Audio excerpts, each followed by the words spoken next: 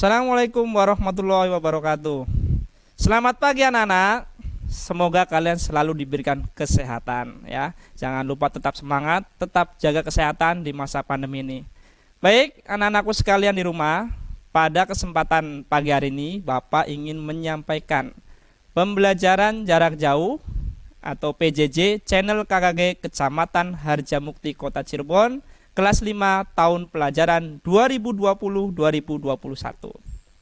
Nah, kayaknya kalau Bapak langsung ke materi dan menjelaskan, tentu saja kalian tidak akan kenal. Karena tak kenal maka tak sayang. Maka Bapak perkenalkan. Ada yang sudah tahu belum namanya? Nah, ya. Ini nama Bapak biasanya itu sudah terpampang di semua batas kota itu ada Slamet. Nah, Slamet Priyono ya. Bapak dari SD Negeri Gelatik. Anak-anak, sebelum kita memulai pembelajaran daring atau jarak jauh pada kesempatan pagi hari ini, marilah kita sama-sama untuk membaca doa. Bagi yang beragama Muslim atau beragama Islam, membaca doa secara bersama-sama. Bismillahirrahmanirrahim. Raditu billahi robba wabil islami dinna wabil muhammadin nabiyya wa rasulla rabbil sidni ilman warsukni fahma amin ya robbal alamin. Anak-anak, pada masa pandemi ya tentu saja kita harus selalu menjaga kebersihan karena itu adalah kunci utama supaya kita bisa terhindar dari COVID-19 atau COVID-19. Oleh karena itu, Bapak selalu mengingatkan di sini ada pesan ibu. Ingat pesan ibu ya. Jadi anak-anak harus satu memakai masker. Jadi ketika anak-anak keluar rumah atau berkerumun ya dengan teman-teman, jangan lupa untuk selalu menggunakan masker. Syukur-syukur maskernya sekarang menggunakan masker yang ganda supaya lebih terhindar atau lebih safety ya. Yang kedua yaitu mencuci tangan dengan sabun dan hand sanitizer. Jangan lupa ya, selalu diupayakan ketika akan melakukan kegiatan atau setelah selesai melakukan kegiatan, anak-anak mencuci tangan dengan sabun atau hand sanitizer. Yang ketiga, menjaga jarak minimal 1,5 meter. Jadi jangan yang sebelum masa pandemi anak-anak itu selalu berkerumun, bermain dengan teman-temannya, sekarang harus menjaga jarak ya. Nah, apa sih kira-kira materi yang akan kita sama-sama bahas pada kesempatan pagi hari ini? Yaitu kita akan sama-sama belajar tema 1, subtema 1, pembelajaran 1 dan 2, yaitu mengenai organ gerak hewan dan manusia. Subtema 1-nya adalah organ gerak hewan. Pembelajaran 1 dan 2. Sudah siap belum? Anak-anak sudah siap belum? Bagus ya. Siapkan bukunya ya, duduk yang rapi ya. Kita sama-sama untuk belajar dengan penuh semangat. Baik. Apa kira-kira yang akan kita capai dengan belajar di tema 1 ya, subtema 1 mengenai ya organ gerak pada manusia dan hewan. Yang pertama tujuan pembelajarannya yaitu apa? Melalui teks bacaan organ gerak, anak-anak di rumah dapat menemukan ide pokok gagasan atau gagasan utama dalam teks yang benar. Yang kedua, apa? Setelah mengamati gambar alat gerak, anak-anak dapat menjelaskan alat gerak manusia dan hewan dengan benar. Yang ketiga, melalui pengamatan terhadap contoh gambar ilustrasi, siswa dapat menjelaskan ragam gambar ilustrasi. Dan yang keempat, melalui kegiatan membaca teks, siswa dapat mengidentifikasi gerak ikan di air dengan benar ya. Itu adalah tujuan yang ingin kita capai ketika kita belajar mengenai tema 1, subtema 1, pembelajaran 1 dan 2. Baik anak-anak ya. kita masuk ke pokok pembahasan. Nah, ada yang sudah tahu belum apa itu paragraf? Nah, pembahasan pertama kita akan membahas mengenai pengertian paragraf utama. Apa sih itu paragraf utama, anak-anak? Paragraf utama adalah ide pokok dari suatu paragraf, ya. Nah, bagaimana cara kita untuk menentukan atau menemukan ide pokok dalam sebuah paragraf?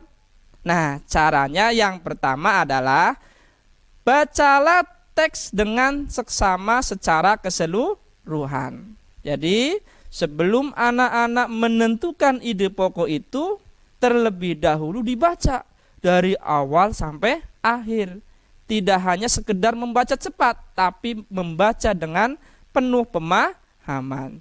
Yang kedua, apa? Carilah kalimat utama dari teks tersebut. Ide pokok biasanya dijumpai pada kalimat utama tersebut. Itu adalah cara bagaimana kita dapat menentukan ide pokok pada sebuah paragraf, ya. Nah, perhatikan anak-anakku, ya. Paragraf itu, ya, untuk menentukan ide pokoknya kadang ada yang disebut sebagai paragraf deduktif, kemudian ada juga induktif. Nah, paragraf deduktif itu apa? Paragraf utama yang terletak di awal kalimat atau di awal paragraf, ya, atau di awal kalimat, ya. Itu paragraf deduktif. Ingat-ingat di situ kata kuncinya adalah de, berarti apa? Depan, di depan, ya. Kemudian yang kedua yaitu adalah paragraf induktif. Nah, apa itu paragraf induktif? Paragraf utama yang berada di akhir kalimat. Nah, itu adalah, ya, dua macam, ya, mengenai paragraf utama, yaitu ada yang berada di awal dan di akhir, deduktif dan induktif. Nah, anak-anak, mari kita bersama-sama untuk membaca teks bacaan, ya, yang ada pada layar handphone atau di monitor anak-anak. Lihat, ya, ada teks bacaan di sini. Judulnya adalah organ gerak manusia dan hewan. Salah satu ciri dari makhluk hidup adalah bergerak.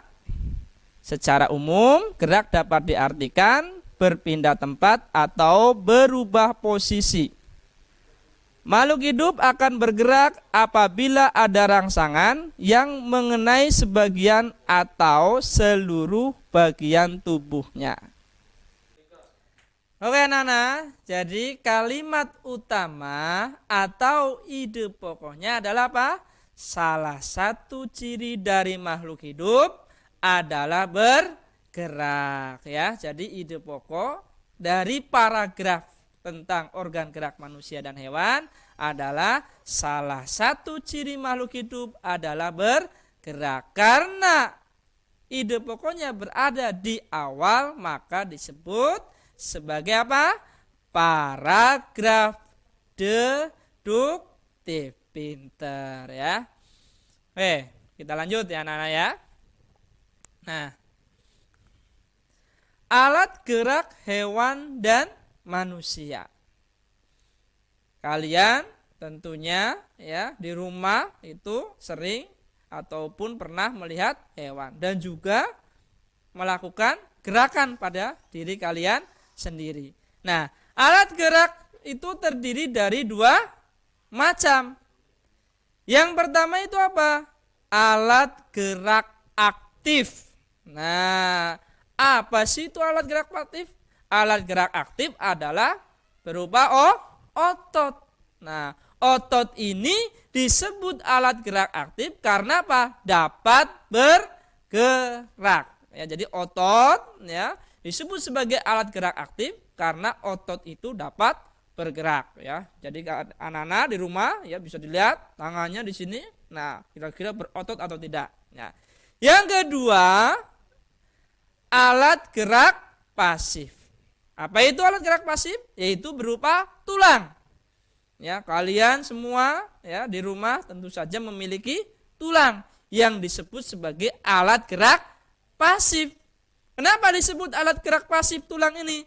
Karena tulang dapat ya melakukan gerakan ini ya tanpa adanya gerakan otot itu tidak bisa bergerak, sehingga tulang itu disebut alat gerak pasif ya, alat gerak pasif karena tanpa gerak otot tulang tidak dapat melakukan gerakan ya. Jadi itu tadi dua macam alat gerak yang dimiliki oleh hewan dan manusia. Alat gerak pasif yaitu berupa otot karena dapat bergerak. Alat gerak aktif yaitu berupa tulang karena apa? Tulang ini hanya dapat bergerak ya apabila ada ototnya, atau karena tanpa otot tulang tidak dapat melakukan gerakan ya. Jadi itu anak-anak dua macam mengenai alat gerak. Gerak ikan di air ya. Ada anak di rumah? Ada yang punya ikan? Nah, ya tentu saja ada yang punya di akuarium, ada yang berada di kolam ikan ya. Mungkin banyak juga yang berada di alam. Nah, gerak ikan ini, ikan memiliki sistem gerak yang unik ya. Jadi ikan itu memiliki sistem gerak yang unik. Berbeda dengan hewan-hewan yang lain yang berada di darat apalagi ya. Sistem gerak ikan berbeda dengan hewan vertebrata yang lain. Hal ini karena ikan itu hidup berada di dalam air. Tentu saja ikan memiliki gerakan yang berbeda. Salah satu bentuk tubuh yang paling banyak dimiliki oleh hewan air ya, adalah berbentuk rudal. Jadi memanjang ya anak-anak ya. Bentuk tubuh ini memungkinkan ikan untuk meleak-liuk ya. Jadi bentuk tubuh seperti rudal itu yang pipih ya dan agak panjang itu memudahkan ikan itu untuk bergerak di dalam air ke kiri atau ke kanan serta mengurangi hambatan ya pada saat mereka sedang berenang ya. Ikan bergerak dengan menggunakan sirip dan ekornya. Kalau hewan yang lain ya seperti kambing bergerak menggunakan keempat kakinya, kemudian kuda menggunakan keempat kakinya, kelinci menggunakan kedua kaki depan yang pendek dan kaki belakang yang panjang dan kuat untuk melompat. Kalau ikan bergerak menggunakan apa? Menggunakan sirip dan ekornya. Ikan juga memiliki gelembung renang ya. Itu adalah gerak yang dimiliki oleh ikan. Nah, kita lanjut anak-anak ya, masih semangat ya? Oke, kita lanjutkan. Kita lanjutkan mengenai pengertian gambar cerita. Nah, mengenai pengertian gambar cerita.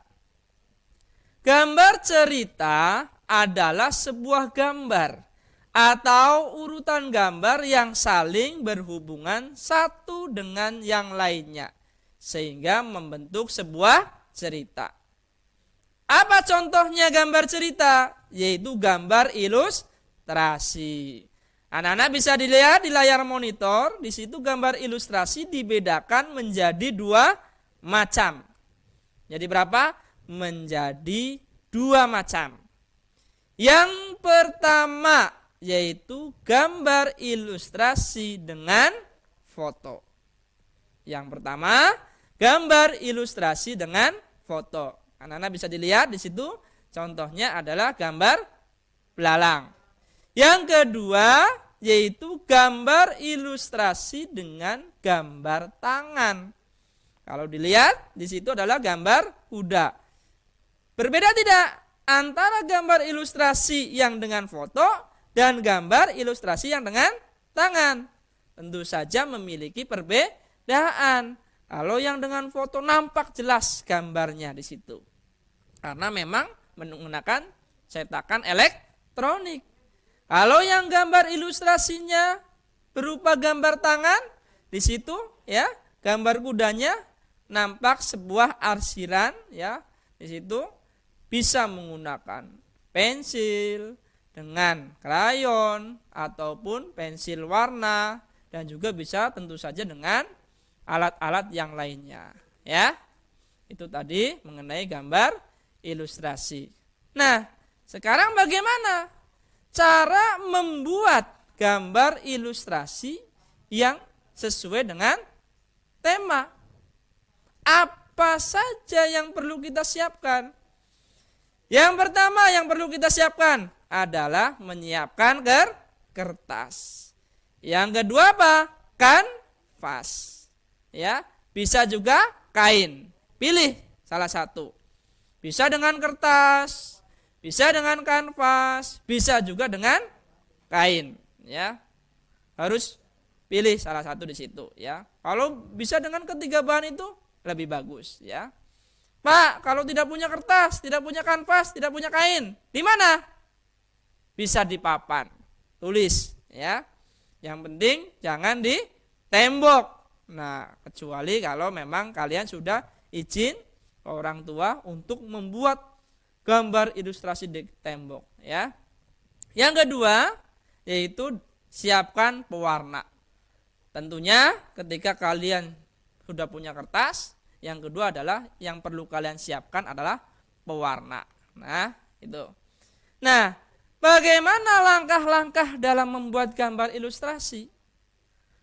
Pertama, ya, menentukan tema. Kalian kalau ingin menggambar ilustrasi, anak-anak harus punya temanya.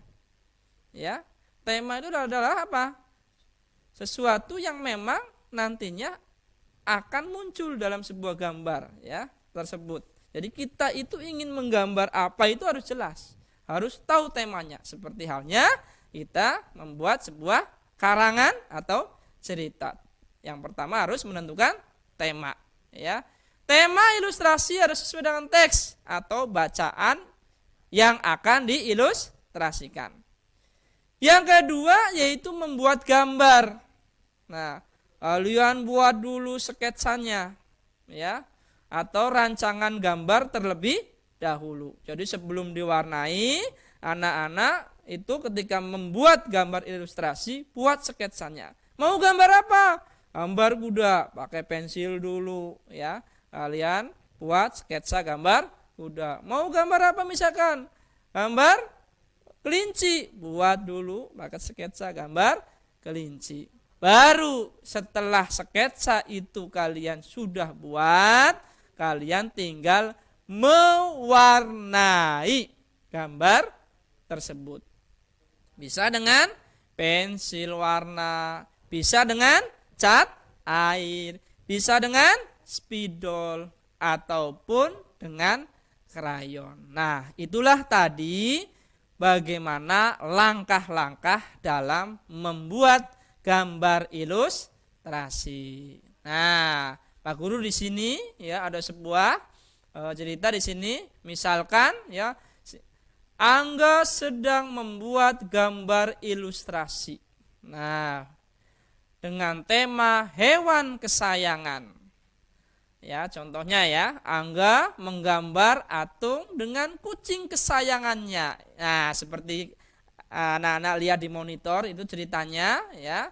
Angga di sini ya sedang membuat gambar ilustrasi. Nah, gambarnya itu di situ ada gambar anak kecil, anak kecilnya di situ ya namanya Atung ya, dan beserta dengan kucing kesayangannya. Ini adalah contoh gambar ilustrasi ya yang temanya binatang kesayangan atau hewan kesayangan. Nah, ada gambar cerita tentang kelinci. Kalian bisa dilihat di monitor. Di sini ada contoh gambar cerita tentang kelinci. Di situ ada 3 gambar ya. Tentu saja kelincinya yang pertama di situ ada seekor kelinci beserta dengan kelinci dewasa ya, beserta dengan ketiga anaknya yang sedang menyusui. Kemudian satu laginya ada kelinci yang sedang makan apa itu? Makan wortel. Dan yang ketiganya di situ kelinci yang sedang melompat atau berlari. Nah, di sini. Nah, sekarang ya setelah kalian tadi mengetahui bagaimana langkah-langkah dalam membuat gambar ilustrasi. Coba sekarang kalian ya di depan layar monitor, tentunya anak-anak semua dari tadi sudah memegang buku tulis ya atau buku gambar beserta dengan alat tulisnya. Coba kalian buat ya gambar ilustrasi dengan tema hewan kesayanganku. Nah, kalau bingung Pak Guru, gambar hewannya boleh bebas boleh. Kira-kira hewan kesayangan anak-anak apa? Bisa kucing, bisa kelinci, mungkin bisa burung, bisa ikan, dan juga masih banyak hewan kesayangan yang lain. Silakan anak-anak dicoba untuk membuat gambar ilustrasi dengan tema hewan kesayangan. Oke, ya. Baik, anak-anak ya, masih tetap semangat ya. Nah, itulah tadi ya, kita sudah membahas bagaimana mengenai ya gerak hewan dan juga manusia. Tentunya setelah kita mempelajari ya materi yang sudah kita tadi bahas bersama tentang gerak hewan ya dan manusia, apa yang bisa kita simpulkan, yang dapat kita ambil dari kesimpulan pembelajaran yang sudah kita tadi sama-sama untuk bahas bersama. Yang pertama yaitu gagasan utama atau ide pokok adalah inti pembahasan suatu paragraf. Yang kedua, alat gerak hewan dan manusia adalah otot dan tulang. Kemudian ada ragam gambar. Kemudian bagaimana ada cara membuat gambar ilustrasi seperti menentukan gagasan, membuat sketsa dan pewarnaan. Dan juga yang kelima ya, ikan memiliki gerak yang unik berbeda dengan hewan vertebrata yang lain ya. Semoga ya dengan pembelajaran yang sudah kita tadi bahas bersama bisa diambil manfaatnya dan anak-anak juga bisa memahami mengenai gerak hewan dan manusia ya. Itu saja yang bisa Bapak Guru sampaikan. Mohon maaf apabila ada kata-kata yang kurang berkenan dan tetap menjaga protokol kesehatan, tetap belajar di rumah ya, tetap semangat ya. Pak Guru juga tetap semangat untuk selalu memberikan materi-materi melalui daring atau melalui pembelajaran jarak jauh. Terima kasih ya, mohon maaf apabila ada kata-kata yang kurang berkenan. Pak Guru sebagai manusia biasa yang tentu saja tak luput dari dosa. Wassalamualaikum warahmatullahi wabarakatuh.